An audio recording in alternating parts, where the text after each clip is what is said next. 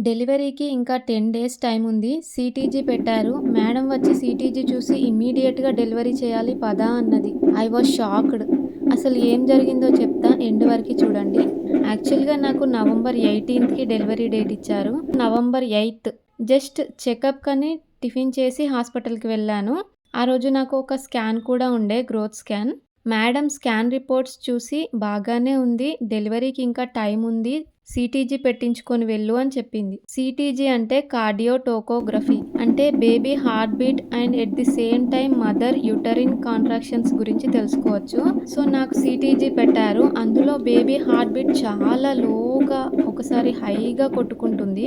నేను మేడంని పిలిచాను, ఇలా అవుతుంది మ్యామ్ అని. మేడం వచ్చి చూసి oh my god, heart beat చాలా స్లో డౌన్ అయిపోతుంది. నీకు ఇమ్మీడియేట్‌గా ఆపరేషన్ చేయాలని చెప్పింది. నాకు టెన్షన్ పడడానికి కూడా టైం లేదు. ఆలోపే సి సెక్షన్ చేసి నీకు బాయ్ బేబీ పుట్టాడమ్మా అని చెప్పింది డాక్టర్.